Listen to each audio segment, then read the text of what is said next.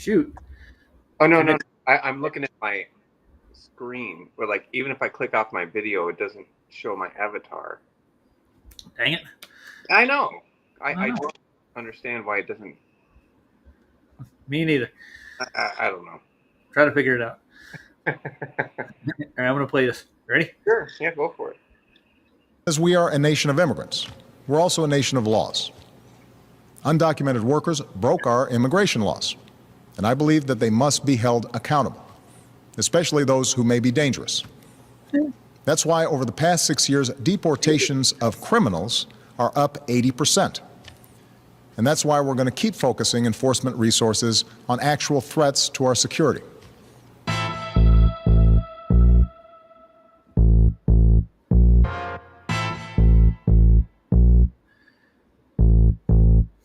If you're illegal, we don't fucking want you here. I don't care if you're brown or if you got blonde hair.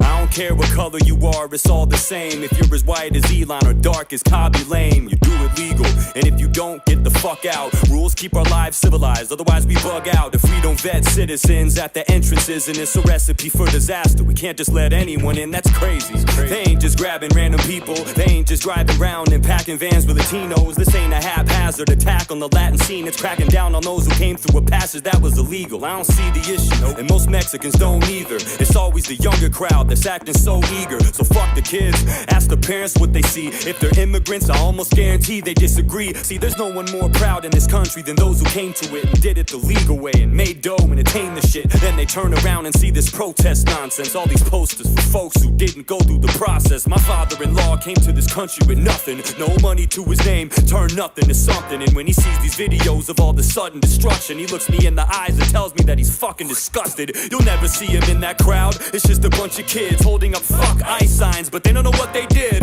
They don't even know who the hell was detained, and if you asked them, I bet they couldn't even tell you their names. It's fucking insane. There's no sense to be had, no thought whatsoever, no direction or path. If you're protesting being sent back to your country, then why the fuck would you be holding up the Mexican flag? Explain it to me, cause really it doesn't make any sense to me. Who's the enemy? Your movement perplexes me. That's like breaking out of prison and going straight to the street and holding up a picket sign for the penitentiary. You know, I always been a firm believer in statistics. I always thought the numbers that you see are realistic, but I don't know. After the riots in LA, I think the unemployment rate is way higher than they say. Look at you fucks. Good heavens, Pete's sake. Y'all been out in these streets now for several weeks, man. Y'all just doing it to do it. You don't even care that much. You ain't doing it for the cause. You just there to tear shit up. And what the fuck's with all the white people up in the mix? My people always gotta have something to fix. Did you ever think for one split second they don't want you there and you're just getting in the way of what they're trying to accomplish here? Don't worry, you don't have to face it alone. If there's a racial issue, we'll make it our own. You think screaming at the cops at the top of your lungs is gonna make them have a change of heart and drop all their guns? Like a scrawny little long-haired bony fucking white dude is gonna say some profound shit to an ICE agent, and it's gonna make him change his mind about his occupation. Like, you know what? You're right, this is racist. I'll get you a job. I'll get you a job, man. I can get you a job. I can get you a good paying job. I can get you a good paying job. Guns don't belong here. Put the gun down. I'll get you a job. You're fucking hired. Please, man. Look, I ain't heartless. I know that there's a lot of anger and pain this causes. There's a lot of people that did no harm at all. But you gotta understand, dog, the law is the law. And breaking it with good intentions doesn't make it right. You ain't exempt from the consequences, you gotta pay the price. You should've thought twice before you did what you shouldn't. But I'm willing to bet that you knew the risk and you took it. And that's the problem, why you came here in the first place. The fear of getting caught wasn't as worse as your birthplace. Just food for thought, instead of trying to elude the law. Maybe you should all be trying to solve the root cause. Why is it our duty to adjust our immigration? We ain't the ones to blame for the function of your nation. Instead of coming here and telling us we need to change, how about you try to start a movement in the country that you came from? I know what you're gonna say, that's a hard sell. Corruption in the government and plus the cartel, those are big issues, something we need to sift and get through. And I'd be more than happy if we helped fix it with you, but not like this. Not by taking down our borders, but by giving you what you need so you can salvage yours. Military support and economic assistance to go to war with the forces is threatening y'all's existence. It wouldn't be that hard for us to chisel off a piece. Look up a chart, dog. I mean, we've almost given y'all the least. So fuck it, we're already stuck in debt with trillions. So what's it gonna hurt to spend a couple extra billion? Shit, in my eyes, helping our neighbors is critical. I'd rather give you residuals than Ukraine and Israel. We've given them hundreds of billions of dollars each, and you know how much we've given y'all? 3. I ain't saying that you need it or to beg us for it. I'm just saying that we spend a lot and we could lend support. I'm all for helping out the country to the south of us, but politicians never put their money where their mouth is. They always say they care, but they never give a fuck. They just put a band-aid on the cut, but never stitch it up. Even if you make it here, it doesn't change the fact that the rest of your nation remains in chains and trapped. The Mexicans I talk to love their country deeply, even though growing up in that bitch wasn't easy. They're grateful for the opportunity that we provide, but they remember where they came from and they love to see it thrive. So while you're protesting, put that on your piece of paper. You want the US to help you make your country safer, but until then, if you're illegal, you can leave here. You don't want them there, and we don't want them here either.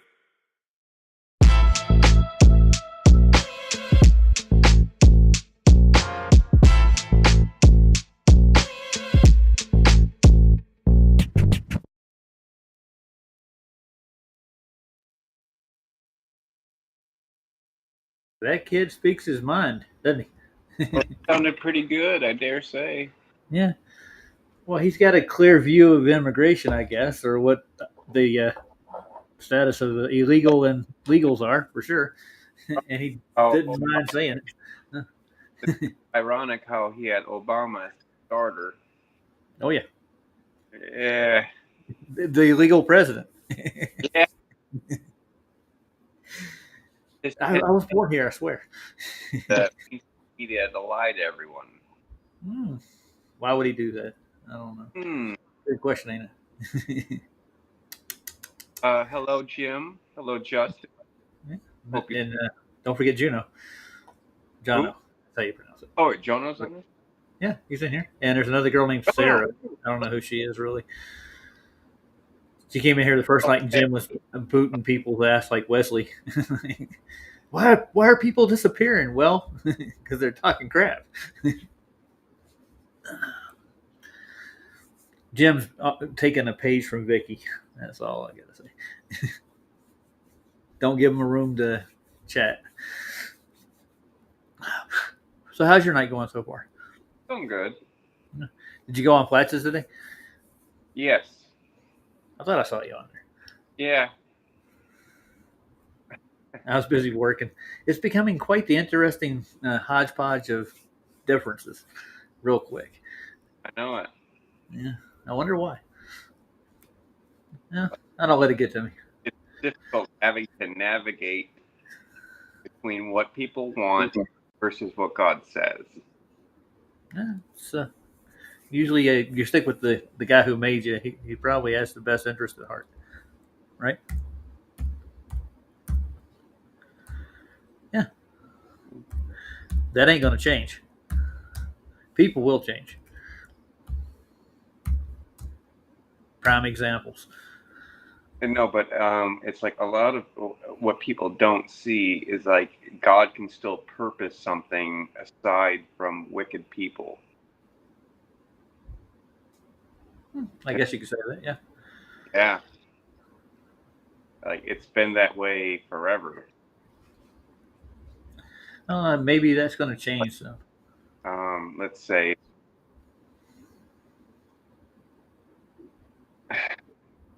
Here, let me think about it for a moment. The best way to paraphrase this? Yeah. Okay. What I'm thinking of is like there's so many people like around me who will be like, you know, oh, bless Israel, right? And they don't actually know why they're doing it. Like, I mean, and in their mind, they think, oh, just bless the state of Israel without even looking into it, right? I get you. The state of Israel is not anything I think God ordained, personally. That's my opinion. Yeah. Jacob, who named. Derek, you're cutting out. I'm cutting out? Yeah. Where's your mic at? Like the last like 2 words were a little choppy for some reason. I don't know why. Well, I'm on Wi-Fi and my phone right now. I shouldn't be doing that. Yeah, it is. You're clipping a little bit. Well, I mean, while you were playing your song, I got clipped out for no reason. Are you on your phone? Yeah. Yeah, that might have something to do with it. It's Restream. It takes a lot of data for some reason. Hmm. And my phone doesn't handle it all the time. That's why I use my PC when I usually go live with this.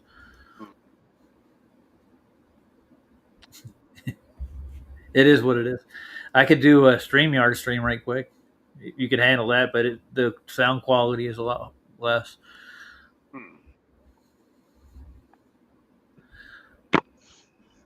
That sounds better. Whatever you just did.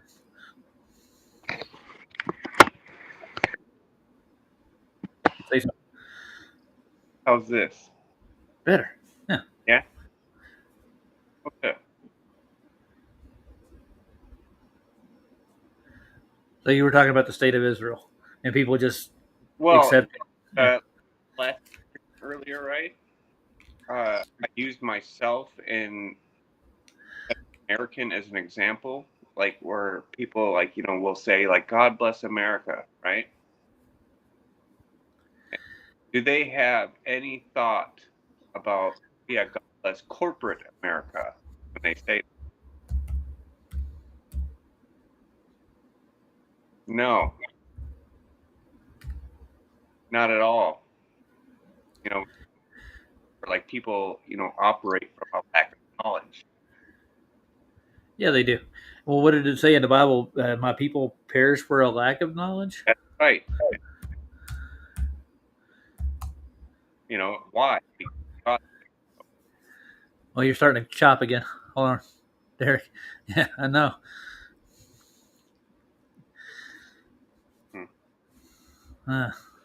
You got your PC at hand anywhere? no, no, Not really. no.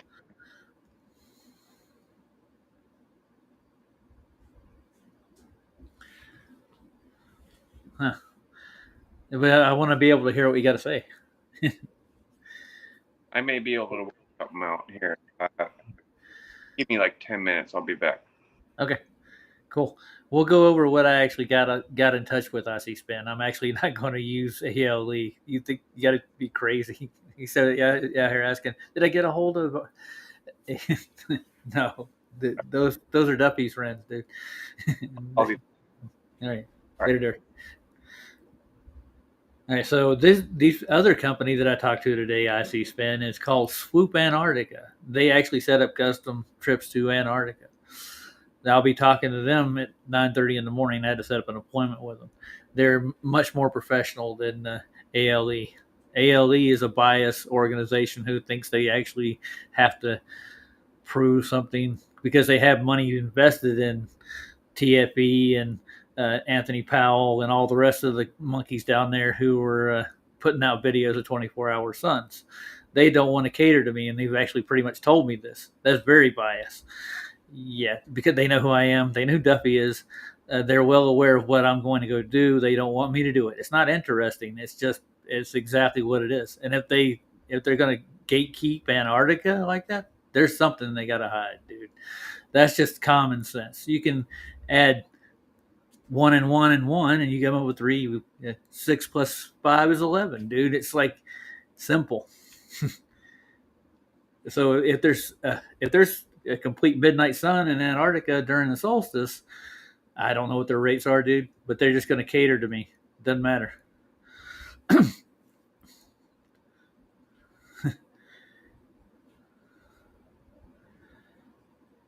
I like that. Thanks, Big Pun.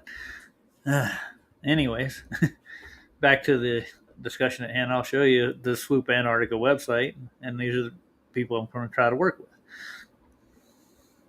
It's plain and simple. They just book tours. I'm sorry, wrong one. That's Flat Earth, Flat Water.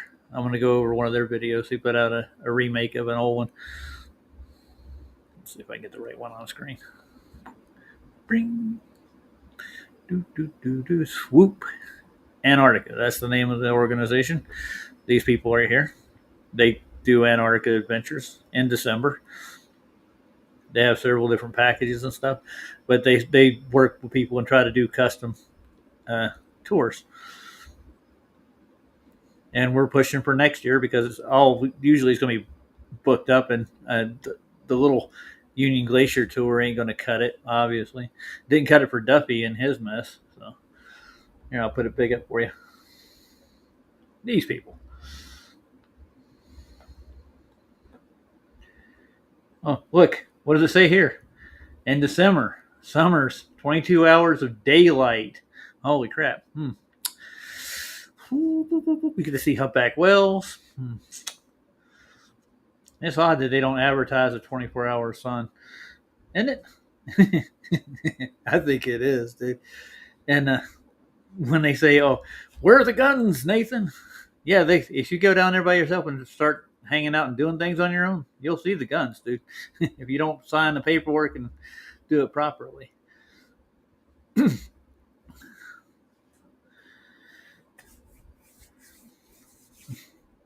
Justin, you nailed it, sir. Now, if I had my own plane and boat and I had enough money to go fuel it up, I'd go down and do it myself. But I'm pretty sure they tried to stop me then. They did that with several other people in the past. I wouldn't be the first.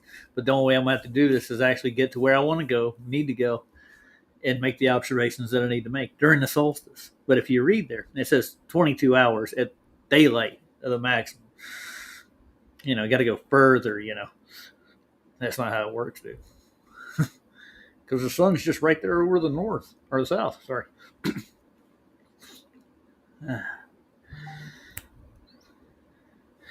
There's a couple of them. I haven't looked at all of their stuff yet. But they said in their ad, I think they said they'll work with you. So, and they're going to set up a talk with me. So, say they got one for Falklands and the peninsulas there. I'm pretty sure they got a lot more than that. Let's see. Let's read their guide. View their voyages. There's better. Special offers ranges. Right trip, cabin prices. They got the Antarctic Peninsula. That's only $9,000 for that trip. I could fly luxury Antarctica cruises. That's $21,000. That's a little too much. Antarctic base camp. Let's see where that's at.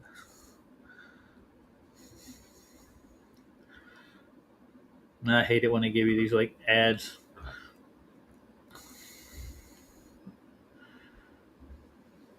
Let's send me the details. It doesn't really say where it's at. Right here. The ultimate Antarctic adventure. The trip specifies an activity travelers spend 7 days kayaking, hiking, camping, mountaineering, snow shoeing, and all included in the price medium package, blah, blah, blah. You get 7 days in Antarctica, equals 14 planned off-ship excursions. These are ships, obviously, here. They got 3 of them. That's the Antarctica Peninsula. I'll have to look up where the Antarctic Peninsula actually is. They got penguins, though. Heck yeah. That looks cool. But I better get a better feel to where they're going to go, where they go when I talk to them. They got sea lions too. Look at this shit. Okay, here's the peninsula here, I guess. Here, and here.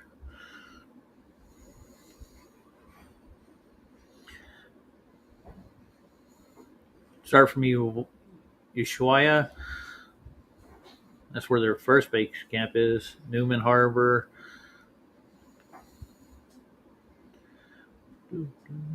Let's see if I can look up 24-hour sun here. They got a search site. See if they have a bid on it. Let's see.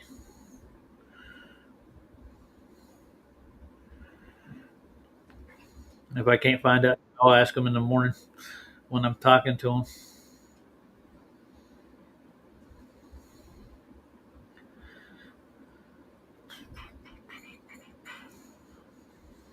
I don't see a search bar. There's got to be one somewhere. They go back another one.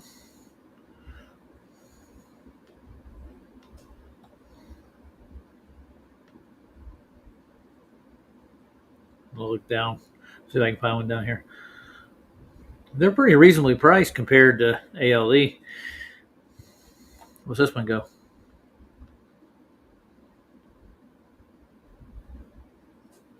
They had Zodiac landings with them. Do do do do do do do. Look. Could actually see it. That's not good. Look. Raj.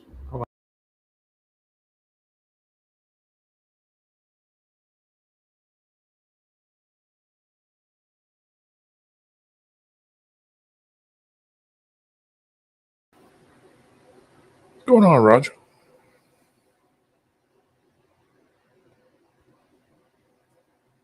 I lost you. You muted.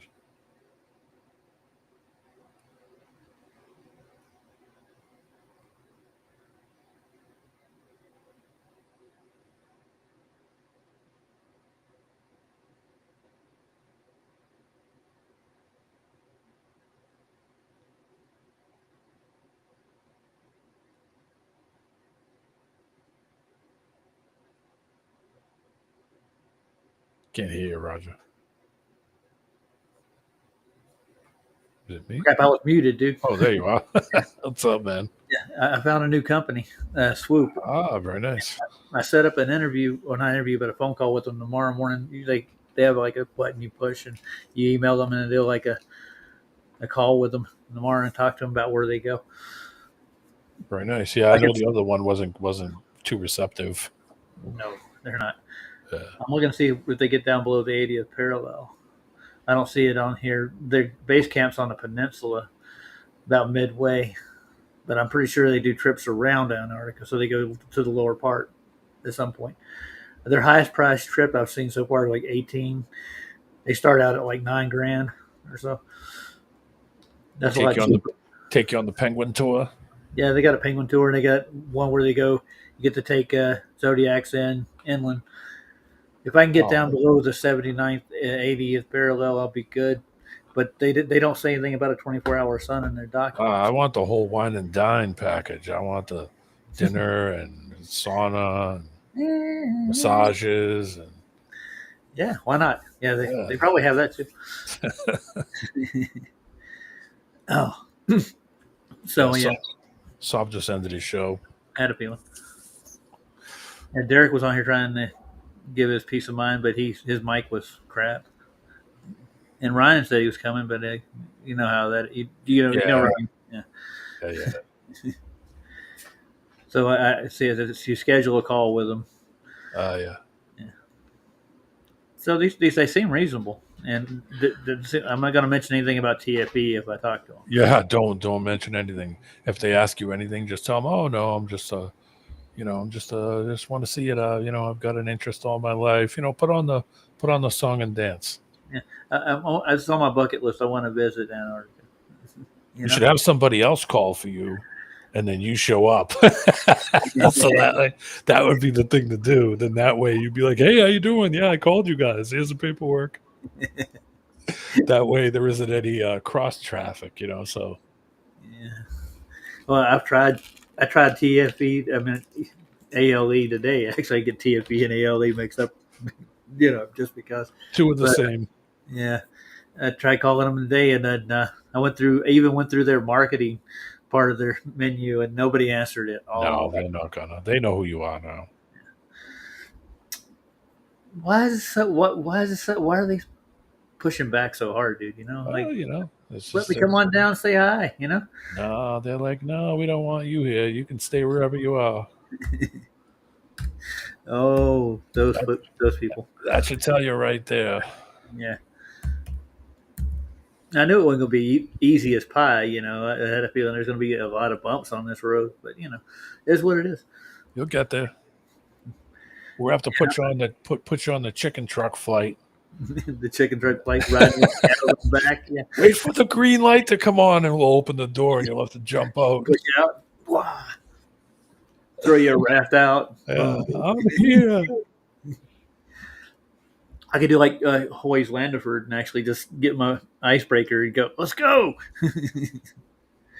Next thing you know, 2 weeks into your trip, you're already getting harassed by the Navy. And My friend one time said he was talking about going to Europe, and I said, well, what are you going to do? You going to catch a flight? He's like, I don't know. I might do something different. I was like, what do you? I immediately started laughing because I knew that anything different was going to meant the ship. And he looked on some website and told me that he could get on a one of those big ocean landing cargo ships, that they had packages that you could get on the cargo ship, and it would literally take you across the Atlantic. And I was like, dude, you don't want to be on that going across the Atlantic. I don't think he'd ever even been on a raft. He's talking about getting on a big container ship. I said, you don't want to be floating on that thing for the next, next week with a Pakistani crew. You're gonna hide in the cargo bay. Yeah, I mean, they're just gonna put you in some room down at the bottom, and you're gonna be throwing up continuously. I was like, that don't really sound like a lot of fun. My dad told me it took him a good 2 or 3 months to really get used to it, dude. Because he spent like I think 6 years. Yeah. You got to get your sea legs. I wasn't on ships. I was on a fishing boat when I was 16. From like 16 to 18, 19, 5 miles out. And I never ever thought about how dangerous it was until one day I was standing there looking at downtown Boston from 5 miles away. And I thought about it and said, boy, if something ever happened, that's a long way to swim. Oh, yeah. And then I never thought of it, not once. And, and one day I walked over to my boss and said, hey, how far are we from? And he said, well, we're only permitted to go out 5 miles. That's as far as we could go. So he said, yeah, we're like 4.25 miles. We're closer, right on the edge. And I thought to myself, boy, that's a long way to swim. He looked at me and just gave me this look. Like, don't say that. Like I'm going to jinx him or something. And one day we were out there, and I noticed, because I was in the back of the boat. I don't mean to give a whole story, but this is the story to it. I was standing on the back of the boat, and I kept noticing that he's taking his hand, cupping his hand over this light on the console. And he kept doing it over and over and over. And I'm thinking, something's up. I've never seen him do that. So I walked over and said, what's going on? Why are you cupping your hand over the light? He said he stopped the boat, like he just put it in, so it just floated. He's like, go over and pull the deck up. And we pulled these rings up, and the inside of the boat, the hull of the boat's full of water. And I was like, oh my God, we're going to die. He's like, start bucketing it out. And the reason he kept looking at the light was because the way the boat was moving with the waves, he could feel that something wasn't right on the way it was moving. And me and this guy Eddie went down there and just started cupping all the water out, like, come on. And we got to the islands outside of Boston Harbor. They have what they call the Sisters. And he literally took the boat and put it up on one of the Sisters on the sandbar, because the pump had died. We had no bilge pump, and the boat was sinking. It scared the shit out of me. And what I mean, that's horrible, dude. It scared the hell out of me, because I thought, oh my God, it's like freaking November. I mean, this water, we're not going to make it. My dad went into the Navy. He actually went into Bud School when he wanted to be a SEAL. He didn't make it. My dad went all over the place in the Navy in the 50s. So he loved it. I don't know. But he didn't train to be a SEAL, though, did he? No, he was in the Navy. Yeah, but Navy is SEALs. Yeah, but I mean, he wasn't one of those, specialty super specialists. Yeah, my dad didn't become a SEAL, though. He didn't make it. So they put him in a radar man. He went to Vietnam and did radar for destroyers and battleships. Yeah, my dad was in the 50s, from 50 to 58. He missed the war. Yeah, or you want to call? Well, no, he was in the same period. He was on a training ship.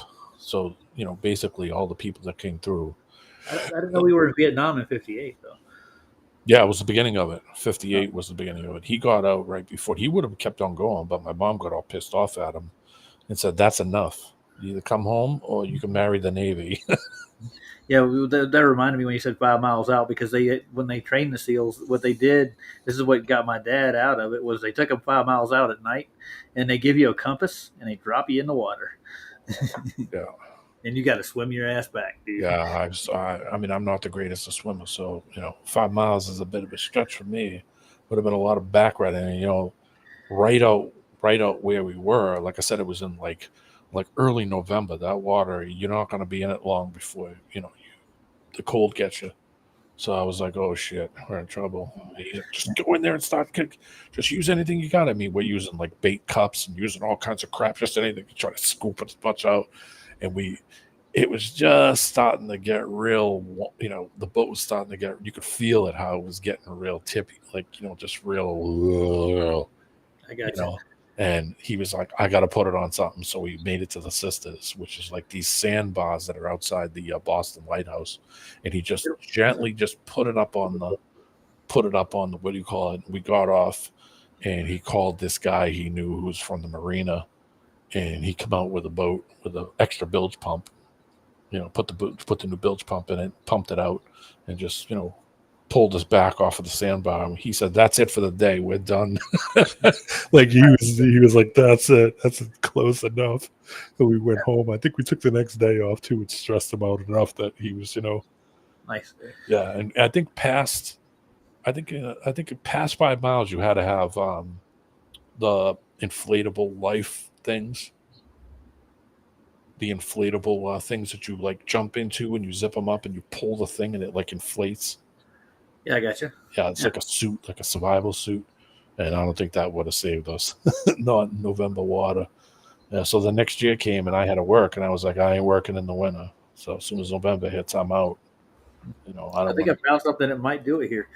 I got one for the south of the Arctic Circle. There you go. Antarctica Circle. So this goes to Peninsula part for 7 days. I don't know if it's going to go all the way down. I don't know. I'll talk to them, see where they go. Yeah, it doesn't give you an exact destination. Anyways, hey Derek, you're back. I see. Just incredible. Yeah, I'm sorry. You sound much better now.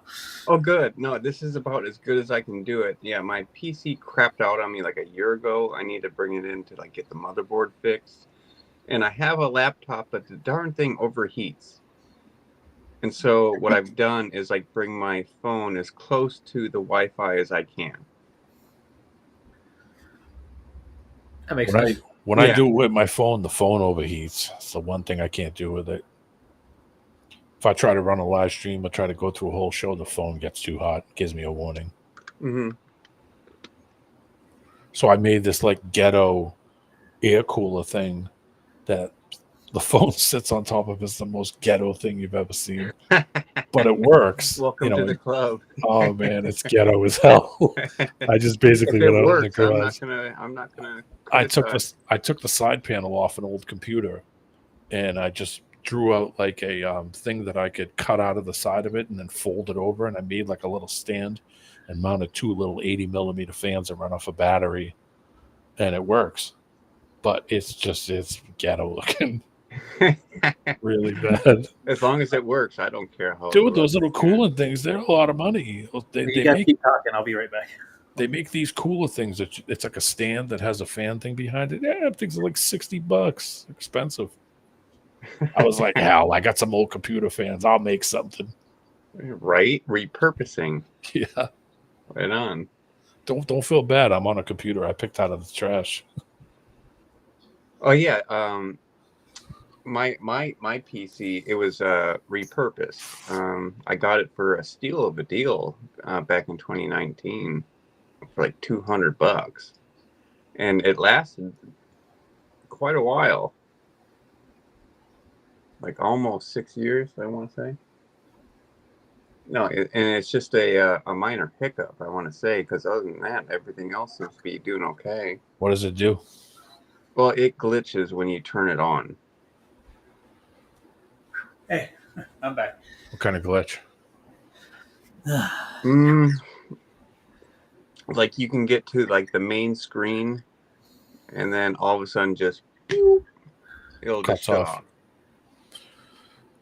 Check your fans when you pull the side cover off. Look at all the fans. Make sure they're all turning. Sometimes I've gotten machines where people are like, I don't know what's wrong with it, and I look at the fans off. There's no fan on it, or the heatsink is just stuffed full of dust bunnies, and people don't see it because you can't see through it. I mean, it's clean of dust. I make sure of that. But I haven't actually checked the fans to see if they're moving or not. So I may have to do that. Yeah, I've seen some ones where people gave me ones. They were like, "Here, you can take this. Just take it for free. I don't want it." The fan's dead, or it's overheating, and it just thermally shuts itself off because it's running too hot. I've seen some beauties where stuff like that happens, where it was like a quick fix, and I fixed it and worked perfect. I called him back on the phone and said, "Hey, you want your computer back? I fixed it." He's like, "When?" I said, "Just now." He's like, "You're just here," and I was like, "Yeah, I was." You're welcome. This one so far in money I've gotten this $12.95. That's the equivalent to this computer, $12. So, yeah, bring it to somebody who knows what they're doing. They'll figure it out. Mm-hmm.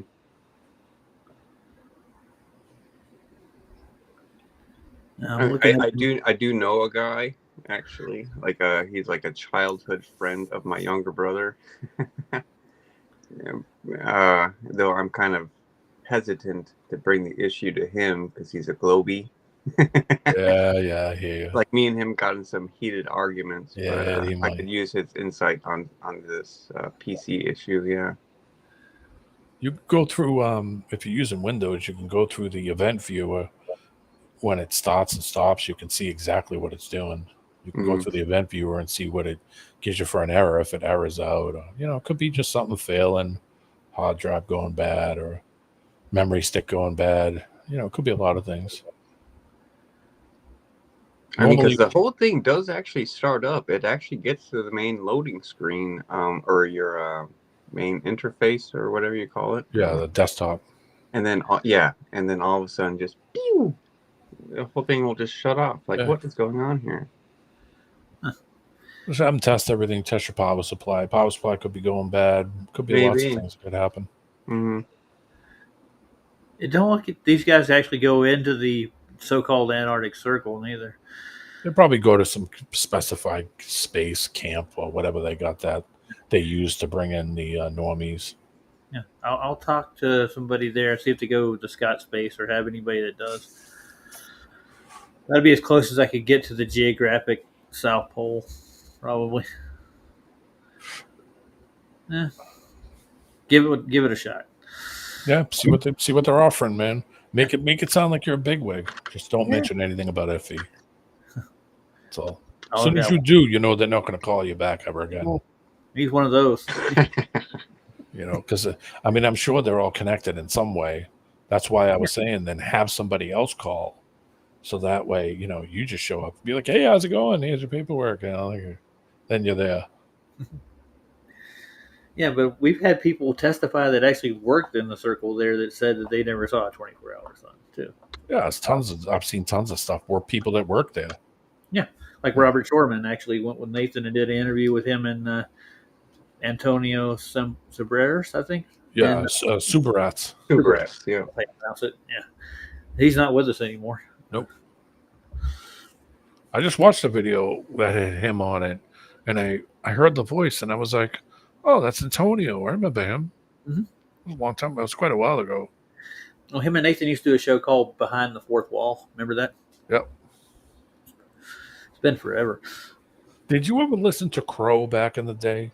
Yeah, he was better back in the day, but he started once he got his new telescope and he got his hit piece with the moon wave and all that. He's got a big head, I think. Yeah, I used to listen to Crow back in the day. I thought he was kind of cool in the early days. Well, Conspiracy Guru did his theme song. Yeah. Crow. Yeah, he started doing Jaren stuff all the time. That was I haven't seen him since. Well, the NASA Man was a great song, dude. You've heard it, have you? Yeah. Him and Jaren wrote that. Yeah, pretty good. They can polish up some mirrors and look back in time. The NASA Man can. The Nessie Man can. I played that on a couple of my streams, man, and because Oh. Conspiracy Music Guru has never struck me for copyrights at all, which is cool. Let me ask you something. I was going to ask on Sob's channel, but I didn't want to start any crap. What the hell happened with Janusz and the other guy? And Keith, Yeah. between the two, they got into an argument about a couple of the videos between October 6th and Hamas versus Israel for the most part. So What did they just get a little heated? Yes. Yeah, you could say that. Indifference in beliefs. Well, it's not just beliefs. It's like Keith is kind of sticking up for Israel to a point. You know, God's Yeah, children. Yeah. Yeah, he's And- still, And So it's like I consider them both my brothers in Christ. I really do. And it's like it's hard to ultimately defend one side ultimately. Especially when the mainstream media is supporting both sides. Like, why are they doing that? This is a dichotomy, man. That's the way it goes. No, it's like sometimes beliefs gets hard. Sometimes people have different beliefs about, and they might believe the same things, but they have different ideas to them, or different people think about them differently. Some people just see things for what they are, and some people give the benefit of the doubt. Maybe that might have been in the angle difference, was that maybe Janusz was a little more direct and the other guy wasn't. He was a little more forgiving in his thought. I haven't really researched a lot about Hamas and necessarily even the IDA or whatever it is. Yeah, IDF. IDF, yeah. I realize what the IDF is. Like, it's kind of like a branch of the Israeli military, and I know how the Israelis are. When you're 18 years old, if you're an Israeli citizen, they automatically enlist you. They're that. military. Yeah, I'm all set with that shit. All set with that. My Yeah, dad one time said, "Hey, why don't you join the Navy?" I looked at him like he was crazy. I was like, Well- "What are you, nuts? No way!" my grandfather was a lifer too, and he was actually in World War II. He actually was at the Battle of the 10 and stuff, and like, it gets passed down from generation to generation. They tried to get me to enlist. I spent 2 weeks with a recruiter, went over what he had to offer me. I'm like, dude, I'm not going to do it. Yeah, I'm all set. Yeah. I now when I get a little older, I kind of think about it. I'm like, shit, that probably would have been pretty cool. You know what I mean? That probably would have been something, an experience. But at the time period that I was growing up, I would have immediately went right into war immediately. And I was like, nah, I think I'll pass. I think I'll They just almost do. drafted me for the Gulf War. Actually, it was really kind of strange. My friend Mike was a tank guy, and his kids are all messed up. I don't know. Me and another friend talked about this. We were trying to figure out, because no one in his family screwed up, and no one in his wife's family screwed up. And I couldn't figure out why his kids had all kinds of problems. And we were talking, and I thought about it. I was like, DU, he was in a tank. Depleted uranium, because they started getting that Gulf War syndrome and all that stuff. I know you're talking about. Remember all that? And it was from DU. It was from depleted uranium, because even the guys in the vehicles and the guys, the dust from all that stuff going off, and the powder and all that stuff. Well, they said that's what killed my dad was the Agent Orange. It was like 20, 30 years later. Yeah, my sister's husband. He got paid out in the 1980s. The government paid him out for exposing him to Agent Orange. That's what killed him. Screwed his lungs. He never smoked a cigarette in his life, I don't think. I wouldn't doubt it. They said it weakened my dad's heart, and my grandfather on his side had chronic heart disease anyway. So Yeah. Yeah, I'll bet. Time sailing. Bad hot stuff is in my family. So Luke, can you say something? Anything? Luke, Hey, Oh, there you are. How's Thailand doing? Hot? Muggy? always. it's doing good, mate. It's doing good. Still. So Luke, the big question I wanted to ask you, he's delayed. No, I'm here. Not delayed. Oh, okay. How many times a day do you get propositioned walking around? You've heard stories about Thailand, right? What you gonna say? Yeah. Well, my Yeah, my wife just put it into me when I walked into the lounge room, so it's only once so far. Oh, good one. But I haven't been outside yet, so. Now, my dad's told me stories about Thailand. No, just Go ahead. well, he was over there when the you war. came around, right? Yeah, he was during Vietnam, like R&R? 72. Relaxation and Yeah. Relax and recreation. Yeah, he took a couple of R&Rs in Thailand. Yeah. A few sabbaticals. Matter of fact, when I was born, he was during one of those. He told me this much later on in life. You know what I was doing when you were born? I'm like, no, what? And he told me the story about the girl. He went over to her house and they actually cooked hornets into a stew, and he ate it, and he's like, it was the weirdest thing he ever did. But yeah, those they do eat insects in their food over there, don't they? Yeah. Oh yeah. Yep. And You wouldn't lie. Quite tasty if until there's I realized. protein in it, is it all too bad? No. I mean, John the No, Baptist ate it's fine. locusts. It's just the parasite. The issue is the parasites. So that's there's nothing wrong with the protein. It's nothing like eating a steak, but yeah, imagine that's where you've got to be careful. And it's the same with a lot of food. I mean, you got to get be that sure in to cook it, sashimi and sure. Yeah, parasites from raw food. Well, that's right. That's right. But the eggs can still pass through that. That's Through the fire? So I stay away from that now. Through fire? Yeah. Yep. Yeah, they're hardy fuckers, tell you. Well, I mean, I've never really eaten that. So surprised that they can pass through fire. they're tasty. It is a very nice snack. The grasshoppers and the crickets. I've had crickets. They eat frogs, scorpions. Yeah. They eat anything. They have scorpion booze. They have booze, the liquor that they make, and they put a scorpion in the liquor. You can buy the bottles of it. It's like whiskey. My friend drank it and said it was nasty stuff. Said it was nasty. Said it was strong. It tasted like fuel.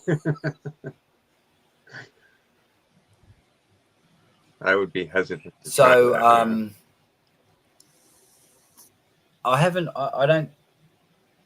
I'm never up late enough.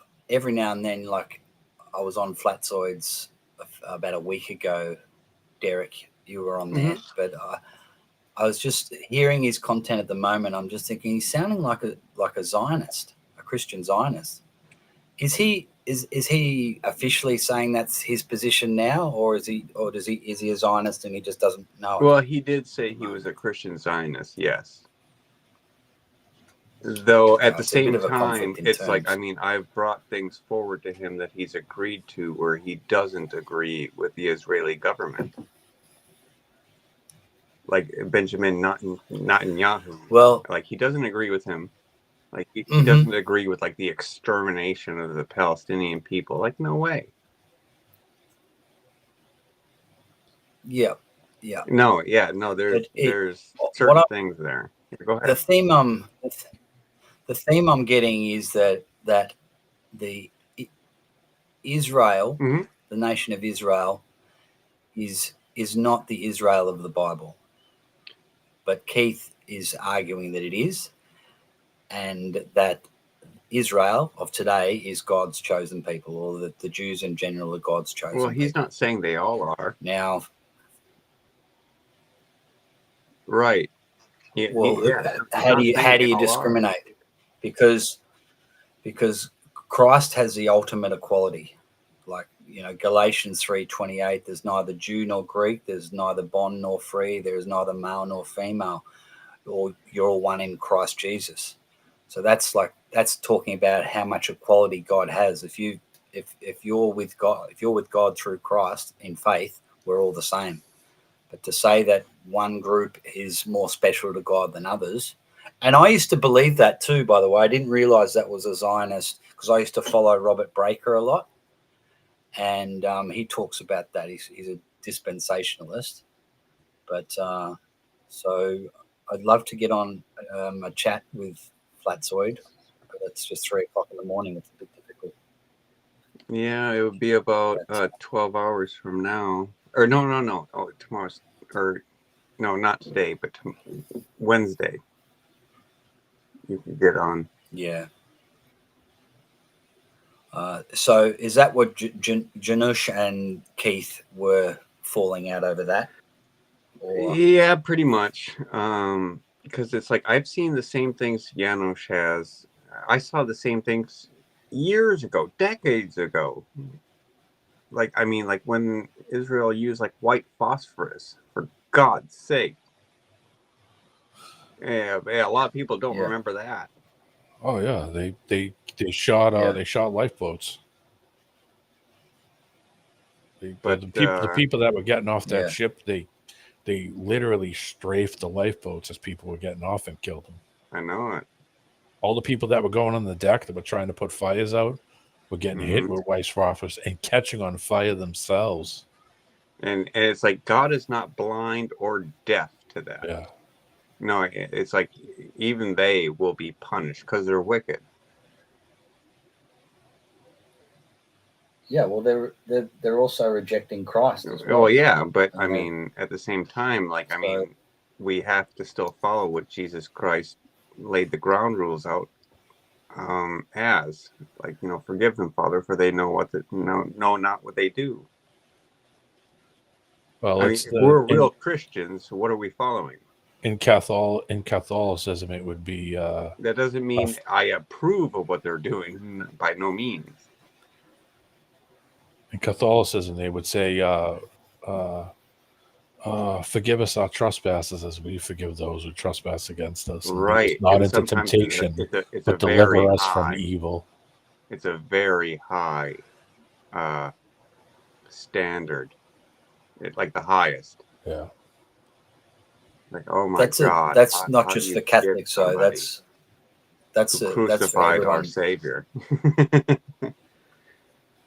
Catholics will claim that prayer, but that's for all Christians, and it's basically to admit we're all sinners, we all fall short, and that's right. We're all guilty. Yeah, in one way or another. There's no way around it. No one's righteous, not one. That's right. But if you have faith in the Lord, you get his righteousness applied to you. That's right. Where's Roger? Is he there? No, he's his daughter's on the phone. He's talking to his daughter. I'm on a call right now. I'll be right back, guys. He'll be back. That's fine. I'm going to jump out too. If you're still on in a bit, I'll jump on a bit later. All right, Luke. Right, see you in a bit, boys. His real name, Matt. I answered to Luke too. Well, I know you do. See you guys.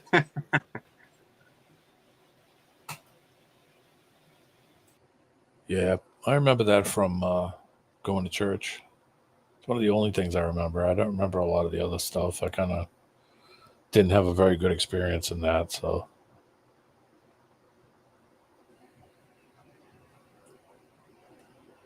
But yeah, I can understand it. When I say it, I understand it. I understand what they're trying to say. So it's, I don't know. That's a heavy load, man. It is. It really is. Like, this isn't something you can just cover with a blanket or be ignorant to. You really got to look into it if you're going to. Yeah, there's some things that happen to me in life that I would never, I looked at it. Somebody asked me a long time ago about what I thought of, like, if somebody did something to you. And I said, well, there were some people who did some real bad stuff, like evil stuff. And I think about it and they say, well, would you forgive them? And I said, well, I would like to, if I knew it would work. If I knew it meant something and I was going to say it, to have the balls to say it, and they would realize what they did was wrong, then I would say yes. But I know that person wouldn't do that.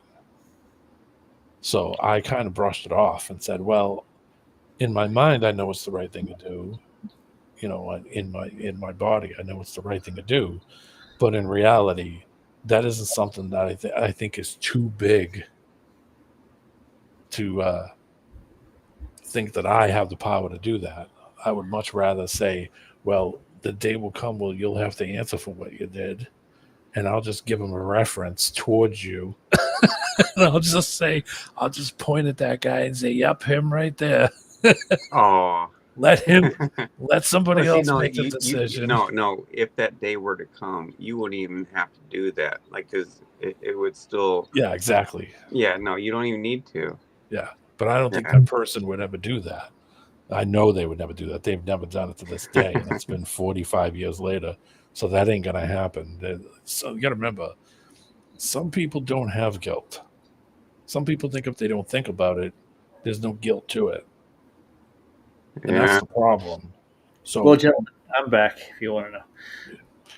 we were just talking about something, but you understand what I'm trying to say, right? I do. No, right. it's like no, they fall under the category of those who don't know what they're doing. Because Yes. if they did, they wouldn't be doing it. Well, they did. They just don't have any bad feelings about it. So that's why I say there's some people in this world that know what they did is wrong because they were taught between what was wrong and right. They just don't recognize it. So they just think, well, who cares? Those are the, like I said, that's the person that I'm not even going to try to do it. I'm just going to point to him and say, that's the guy right there. That's all I'm going to do. I'm going to let somebody else make the decision. Point, you don't even need to point. Yeah. So, I mean, that's what I'm saying about it is that I'm not really going to be the person that's going to suddenly go track down and show up at the door and say, hey, how you doing? I'm not going to be here to talk to you. I'm not going to do that. Like I said, I would just point to them when the time comes and say, that guy right there. That's it. Let somebody else make that decision that has much more wisdom than I have. Well, gentlemen, my question is with the whole Israel Hamas thing is why does that have to do with anything with your morals? Why do you got to pick a side? Why is there a political talk about it over here? What does that have to do with us to begin with? I don't know why everybody has to pick a side. I don't understand it. Right. No, that's been my whole point all along, Roger. Yeah. Like, is there not a narrow road? Well, not even a narrow road, just a right and wrong. Yeah. This is right. No, both sides are guilty of crap. Yeah. Trying to appeal to the world, feel bad for us here and there. They're both doing it. I know. Everybody. There's the one thing to people doing something and one person saying I'm not doing that. And I think that's the true holiness. That's the true you hearing that voice in your mind or feeling your gut feeling to say, I'm not going to go over and do that because that's not the right thing to do. And I don't believe it's the right thing. And I don't give a shit what anybody says. I'm not going to do it. And I'm not going to give them any money. And I'm not going to appease those people. And I don't care if they're offended or not. I'm not going to do it. So it's one thing to just do that. But the problem with religion, a lot of times I notice, is that you have the same religion, but 90 different sects of it. This guy believes it these days, and this guy doesn't go on that day, and this guy eats it on this day, and that guy doesn't eat it on that day. There's way too much variation that goes into this stuff where I can't say anything bad about those people, even though they're doing something bad. And these people over here are not going to say anything about them doing bad. They're just going to pretend they're not seeing it. They all have the same problem. If it's wrong, it's wrong. And that's it. That's where I come in. I'm the guy that sits there and says, I don't give a shit what anybody's saying. I ain't doing that. That's it. But I'm also not going to criticize somebody else who thinks that that's the right thing to do. I'll be like, go ahead and do it. Time's going to come where somebody else is going to be saying, that's the guy right there. That's how I look at it. That's my mentality about it. Well, if they want to think that, like Palestine's like at war with each other, why don't they go over, arrest all the criminals that are there and put them on trial? And they'll be, regardless of race, country, creed, or anything else, just like doing Nuremberg, the trials for your crimes. Let me ask you this. Do you think, no matter what the religious belief is, do you think that that is the right thing to do in any way, shape, and form what those people are doing over there to those people? What if the roles were reversed? How do you think the reaction would be if the roles were reversed and it was those people attacking them?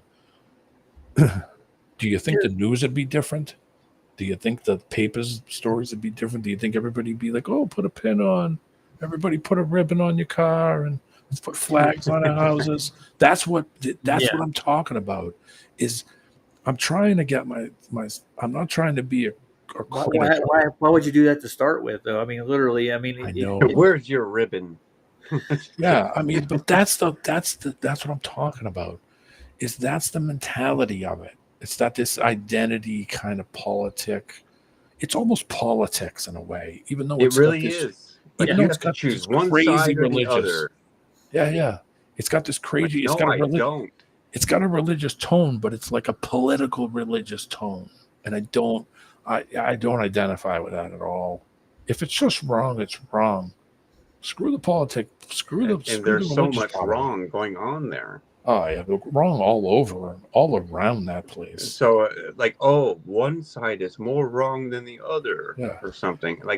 Give me a break. They killed 20 people. Let's kill 100, and now we're ahead. Like, what the hell is this? Yeah, Don't do it at all. That's the question. What do you get out of it? Yeah, I mean, it's bad. I try to stay out of it just because it's. I mean, I saw him said something that was interesting too. I thought it was kind of interesting. He was saying that who are they attacking? Do we even know the people that they're attacking? No, we don't. And I mean, back in the 80s and the 70s and stuff, that Hamas wasn't like a hot button topic. It wasn't like, it's fairly new. It's like they create boogeymen over there in groups out of the same people. Yeah. Oh yeah, absolutely. Well, because they need somebody to fight against. I mean, how do you be a victim without people doing something to you? So I watched an article the other day. They ran newsreels after World War I. The nation of Israel, the Jews, were actually like 6 million of them were actually murdered then in World War I. Yeah, there wasn't even that much. Yeah, I know. Oh, have you guys ever seen that video where it's like 6 million Jews, 6 million Jews, 6 million Jews? Yeah, that's what I'm talking about. Yeah. Okay, all right, yeah. All up before Hitler was even a thing. Yeah. But then it was even after the World War II that Hitler had done that too. Yeah. Didn't make any sense to me. Why would they bring and then they blamed it all on Hitler. Yeah. Before that man was even born. I know. It's just like I said, that whole thing is such a crap fest. I don't know. The way I look at it is like we should, I'm not going to say anything bad because I don't think anything bad, but my mentality is like something ain't right, and it's not right. Yeah, something inside of me just says get away. Or keep your distance. Yeah, just stay away. Let them people work out their own problems. I just I just wouldn't give anything to it. I don't think that I would just say, okay, well, to avoid political and religious crap, I would just say, well, that's it. We're not giving you any more money. We're not backing you. Good luck on you. That's it. You're on your own. We don't agree with what you're doing, and we don't believe in that here, so we're not going to back you. Good luck. Well, it's like when both sides are trying to appeal to my pocketbook. I'm like, well, that's all about. It's crazy. It's crazy. It's a scenario that me personally, I wouldn't want my name on or my money going to. You guys want to get a laugh right quick? You ready? I want to pull up the Wikipedia article on the Antarctic Circle. Oh, this is going to be a beauty. This is going to be a fallacy central. Yeah, well, Oof. First of all, they go right into the temperate zones in the Arctic Circle, and then they do mention the 24-hour sun here, but it's only 1 day a year, 2 days a year is what they actually say in the article, and they show the tilt of the Earth and the rotation of the Earth. Your standard crap. It's magic. Go ahead, D-Man. I'm sorry. I was just going to say it's magic. Well, you can see the sun go around you while the sun is coming up on the other side of where you are at the same time. It's magic. Yeah. So, but this is where I'm trying to get to, right in here, in this slice of the pizza right in here. That's where I want to get into. I want to get beyond that first peninsula inside here at the 80th parallel. So, Well, no, I want to say real fast, Roger. It's like that ALE guy that you spoke to said, "Oh, I know what goes on there, you know, as far as the 24-hour sun." But it's like, well, did you see it? yeah.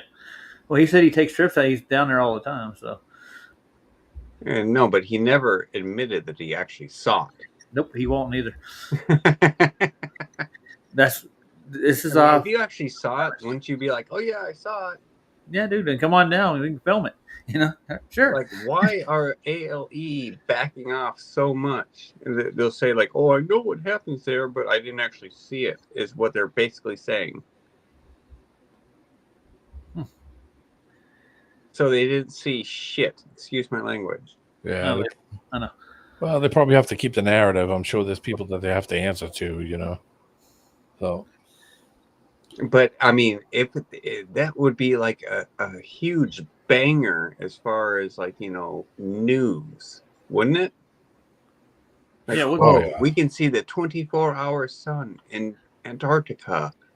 Well, even on that website I was on just now, it said 22 hours of daylight. That's all they said. Now, Mikey's in the chat. Yeah, I heard he got, Sea Lightning was saying he got some more pictures of the firmament. Mikey, I was talking about Mikey on South Show tonight. I heard you. Yep.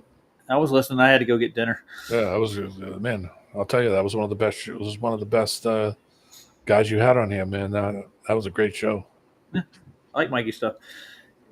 He's aiming for stars. He wants to get clear ones. He goes out on clear nights. He doesn't have to worry about refraction. He doesn't get any clear photos on those nights, or videos for that matter. So, And hello, Dewey. yeah, D Wood's here. He's been here for a while.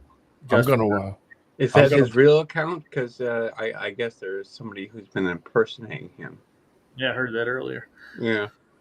I'm gonna buy an optic over the winter, like around Christmas time. I'm gonna buy something, and I'm gonna get a digital, the digital eyepiece.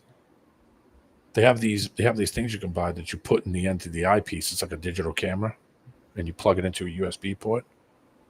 I'm gonna buy one over the winter, like right around Christmas time, Nice.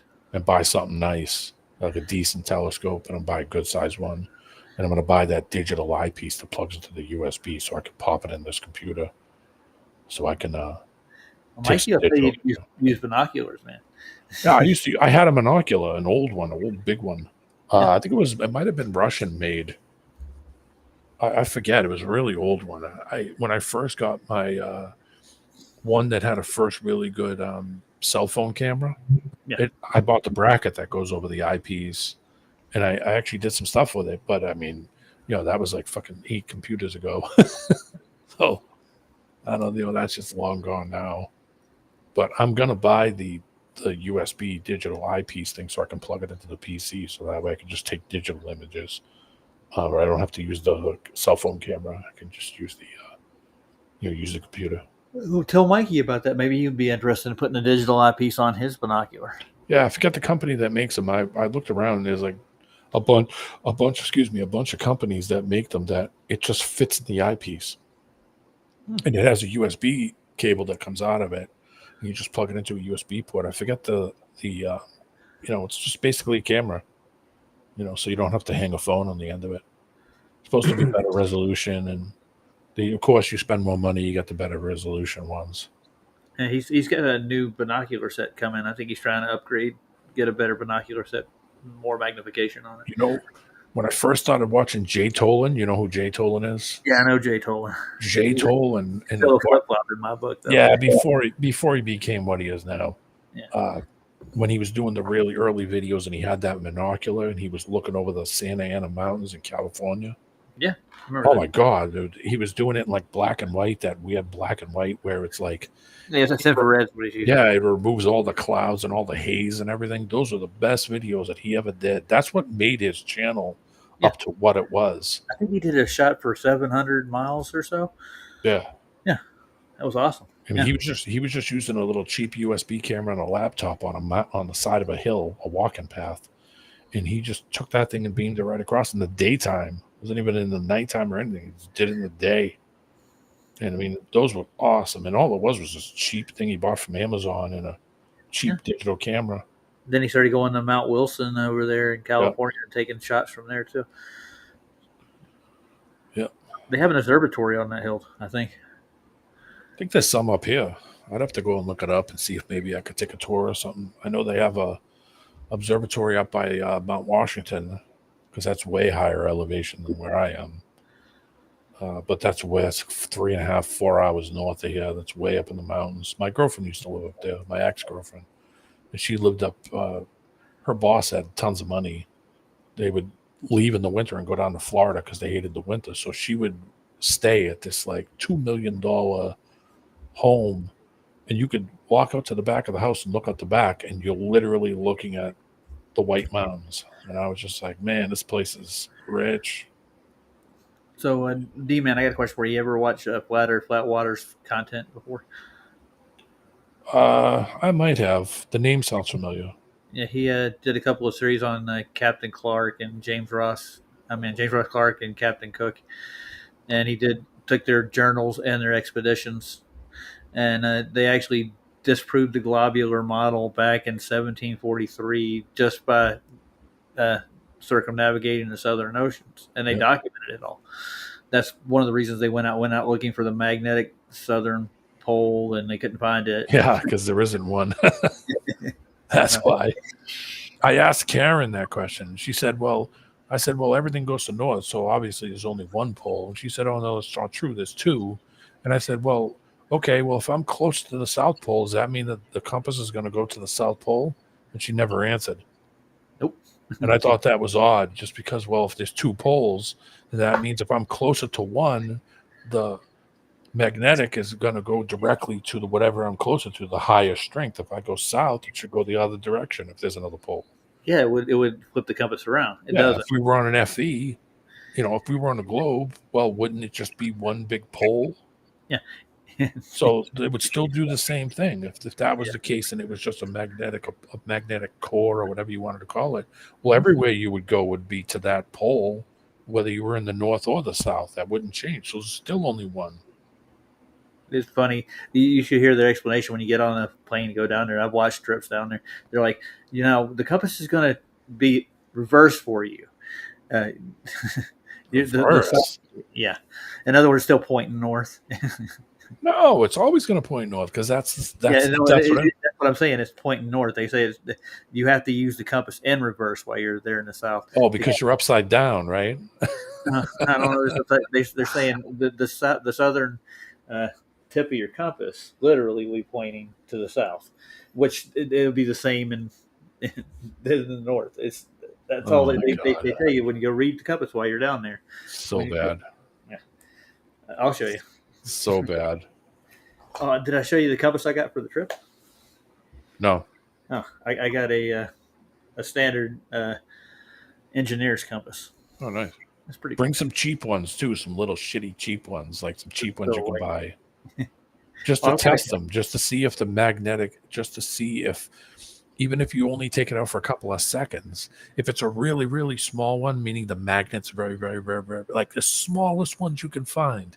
Just a couple of cheapo ones that you can get anywhere, Amazon for $3 or eBay or whatever. Just a couple of the crappiest, smallest, garbagey ones you can find.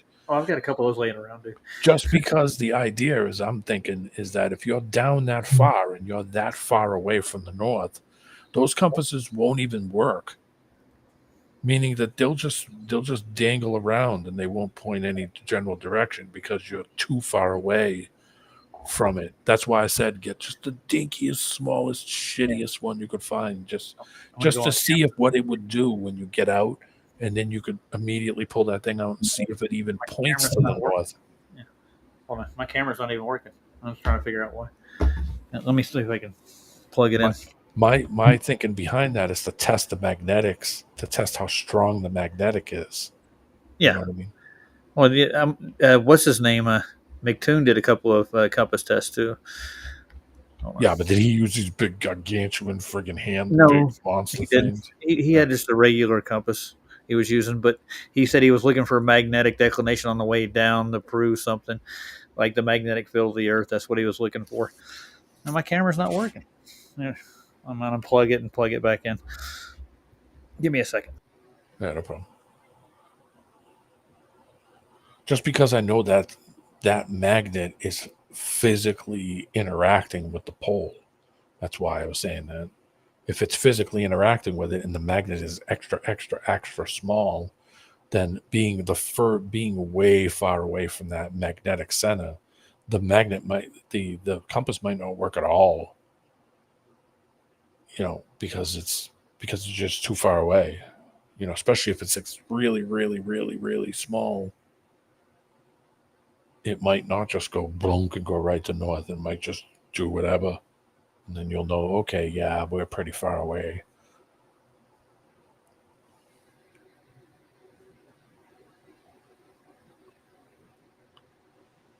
If you get some big-ass magnet one that's huge, yeah, it's not going to have any problems interacting with it because the magnet's giant.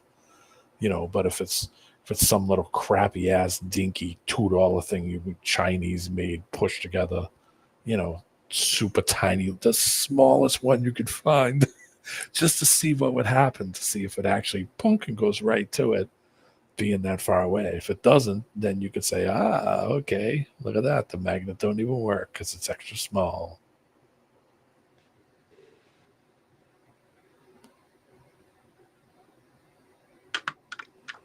Oh, shoot.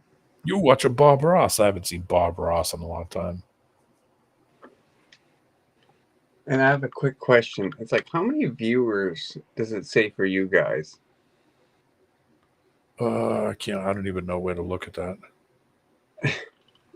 Like, because I have this phone, and then my other one says 2.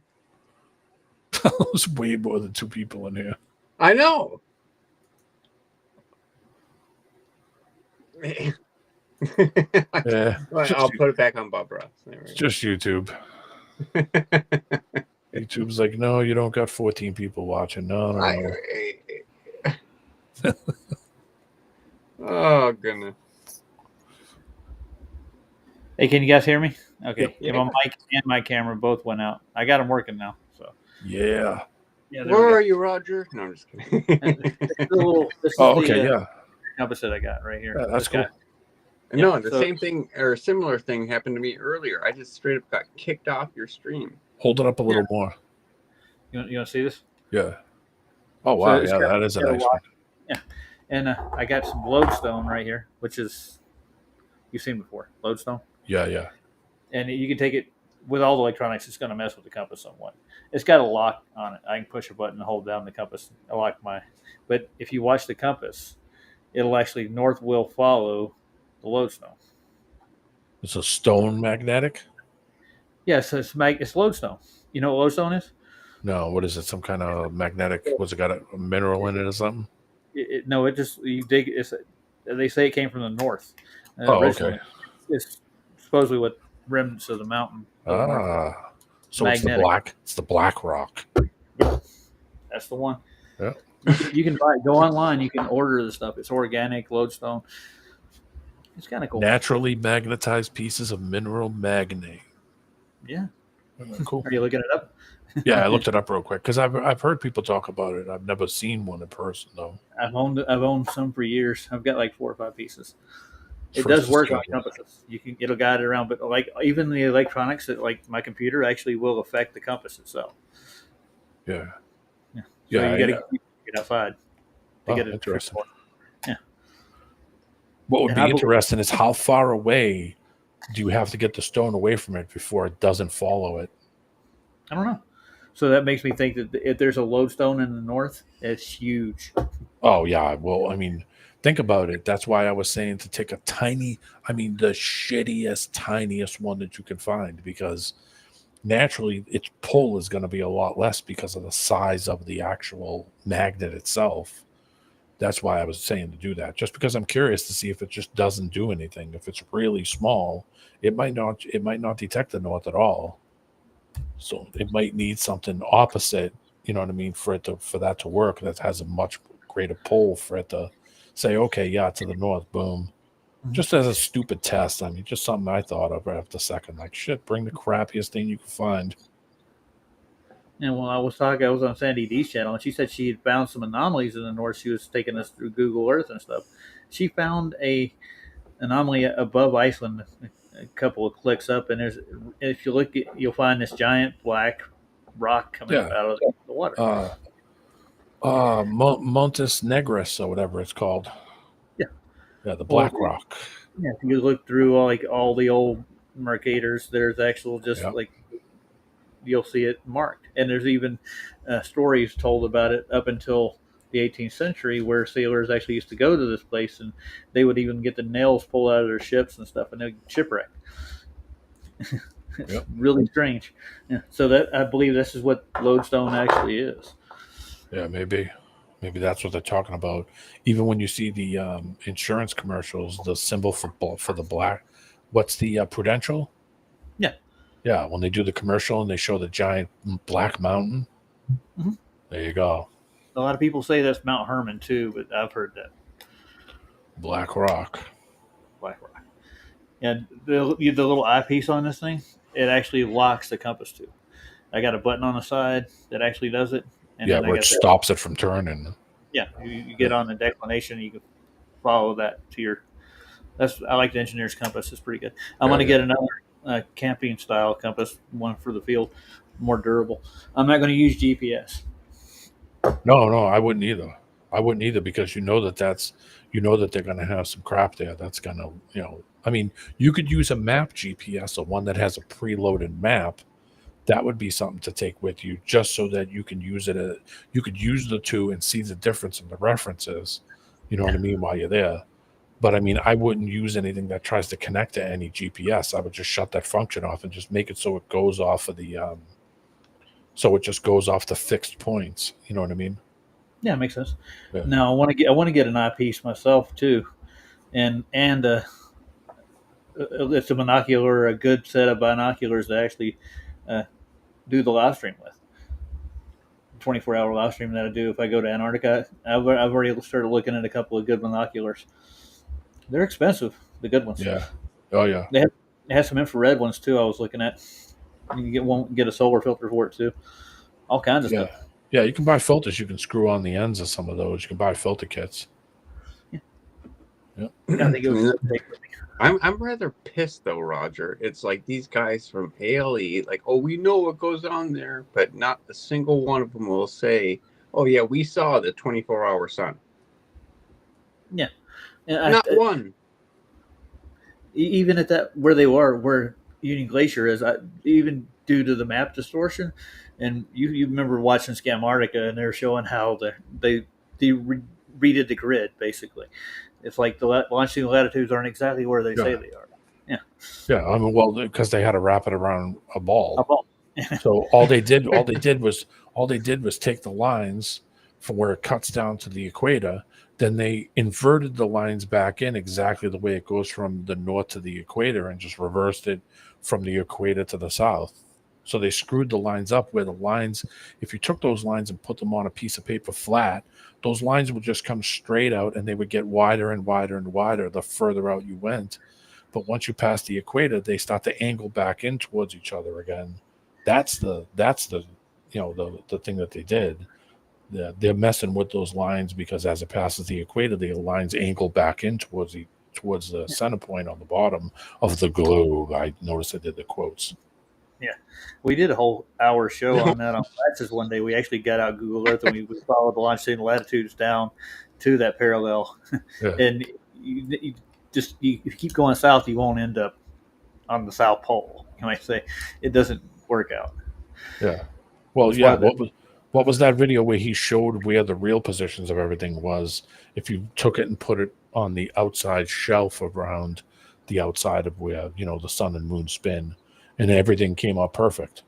And he was like, "Hey, look at that! Everything is exactly where it should be. That should be here. This should be there. That should be there. Like the bases." That was a great video where he pointed that all out and said, "Look, they screwed around with all these lines because they wrapped it around a ball, and that's what screwed all this shit up." Yeah. Well, the original Flat Earth Dave got a email from Duffy, and he's like, he invited him over to. This is not David Weiss. It's another guy. Yeah, I know the other guy. he actually told him, answer Scam Arctica's last 3 videos, and Yeah. I'll come debate you. And they used to start there. He ain't gonna answer. He ain't gonna Nope. answer any of that crap. You know why? Because he's got no answers, and neither does anybody else he knows have no answers. They should be worried about Allen and friggin' what do you call it? Because they're tearing that crap apart and ripping it all apart. I'm kind of disappointed in them because what they're doing now, Allen's giving the Globies a lot of leeway because they got Annex over in the chat. You know who Annex is, right? Yeah. Yeah, he's over there like, well, they're drawing chord lines to get their measurements for the globe. Like, that's cheating, dude. You can't cut into the globe to get a distance measurement to a star. You know what chord lines are, right? Yeah. Yeah, so in other words, they're cutting out the curve of the Earth into of the course. Earth. It's the whole point. It's the whole point to it. That's the whole idea is we're unraveling the bullshit. Mhm. Unraveling their shape that they wrapped it around and made a system around it so that you can move inside of it digitally. Nobody traveling across anything is not using using any non-digital. Every ship that is on the water has digital equipment in it, navigation equipment. No one's saying, hold on, pull out the thing, let's look at the stars and see where we are. No one's doing any of that crap. It's all digital. So Yeah, they're all using Polarium. Yeah, the same bullshit that we're using to travel from coast to coast with a car is the same bullshit that they're using to travel coast to coast on a ship. Yeah, it's the same they got to bullshit use those system. global coordinates to get to their destinations that they use in the Great Circle routes. So. You know, they're not. Notice no one's coming out with computers and saying, "Okay, here we're going to unwrap it and we're going to make it on a flat so you can move around more, and we're going to make it so that the longitude latitude lines aren't squeezed once you get past the equator." And you know, that's what it was. That's how everybody traveled before they wrapped it around a ball. So of course they had to create a system around it to make it work. You know, it's a painstaking process that they grew up. Yeah. Sure. Yeah, but they're giving them too much leeway with the refraction and stuff too. Like what he took when he's take with the first occulted star, they're using water refraction, which it doesn't equivocate to terrestrial refraction. It gives them more. We were reading about that where the motion of the water inside of it could disturb what you were seeing, cause problems. So if you want to get like Mikey, when he does his observations, he waits till there's no moisture, no clouds, no anything. Then he does his observations. You'll get a better reading. Matter of fact, Mikey just said in the chat that he went and looked that up, what I was talking about, the USB eyepiece. He likes it. Yeah, he's like, I might buy one. Yeah, because you can take that thing, Mikey, and plug it right into your laptop and take the images digitally. So he's been carrying his phone around with him, so taking them out on trips. Yeah. I mentioned Mikey a bunch of times, man. That was an impressive show. I had a lot of fun with that. I love that kind of stuff. The first good picture I got of what I saw a surface in the sky. I'm like, yeah, dude, that looks pretty cool. And even Sav jumped on it too. Yeah. I took Mikey over there a couple of times on Sav's and let him present his videos. He found them neat. I love that kind of stuff. I had a kid. I had a friend Eddie growing up that he had a telescope, and I used to go over his house, and we used to go in the backyard and go on he had a big raised up patio on top of his garage. We would go up there and set up the telescope and go, here, check this out, look at this, and he would open up a book that would tell you where the stars were. You know, could tell you how to look up and look at them. And, you know, you can figure out what this one is, what that one is. And then we used to just go and screw around with it, you know. I thought it was fun. He had basically an atlas for a planisphere. Yeah, a cheat sheet. Yeah. That's what he called it. He called it a cheat sheet. He's like, I'll pull out the cheat sheet. You know? Yeah. It's pretty cool. Well, I got to get up and watch the kids tomorrow. All right, man. Got to babysit the grandkids. And my eldest is getting married in a couple of weeks. I mean, youngest, sorry, getting married in a couple of weeks. So got to get ready for that. Cool. Kind of marriage and what do you mean you have responsibilities? Not go for it. Hey, you know, dude, I got more responsibilities than I wanted. Come on, all the millions you're making off of this channel, Roger. Come on. Yeah. Oh man, I'm telling you.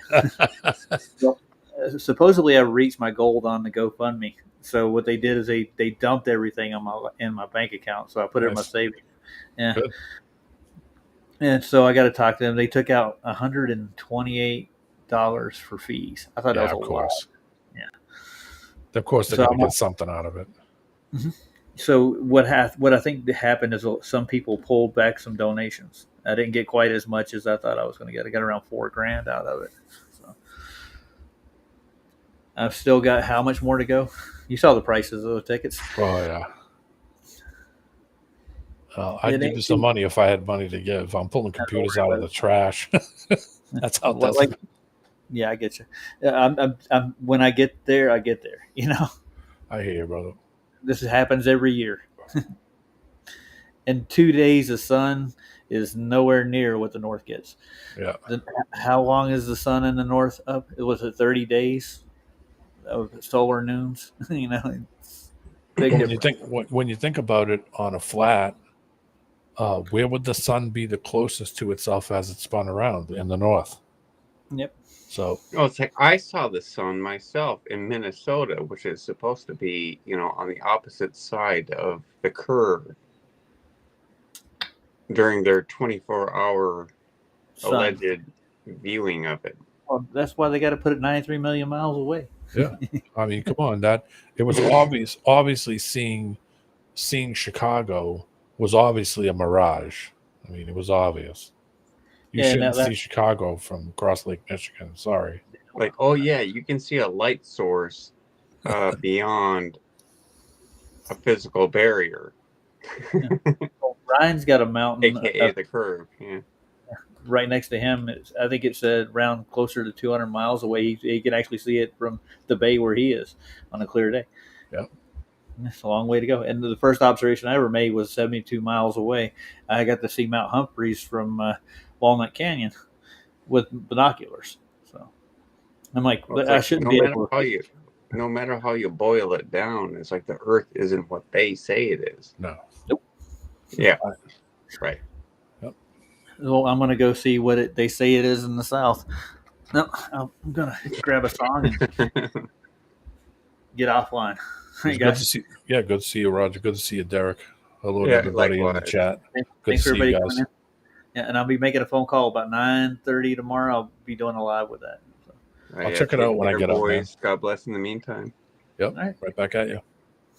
night, guys. Good night.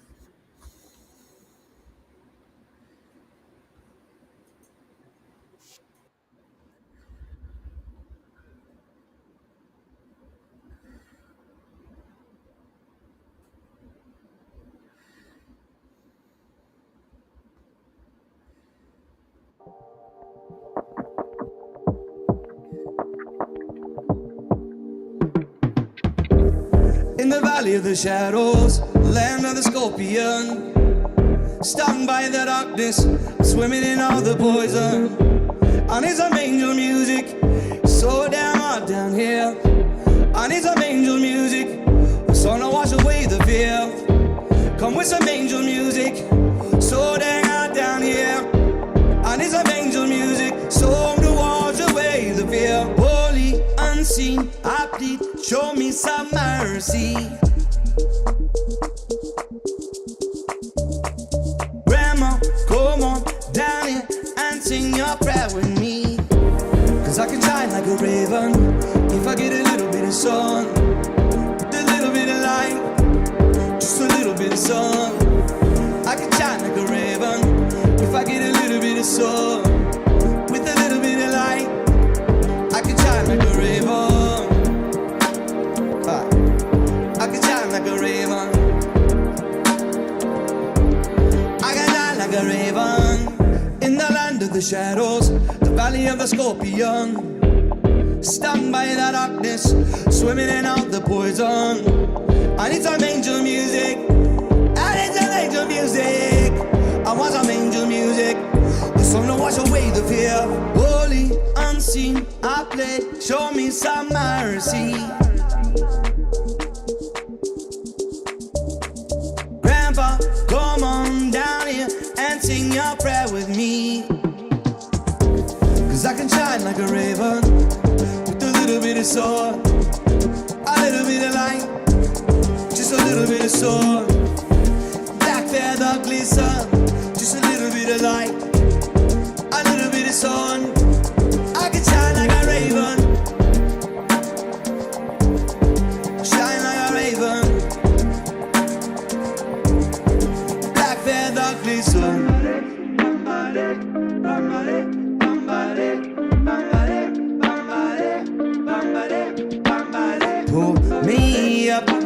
snake.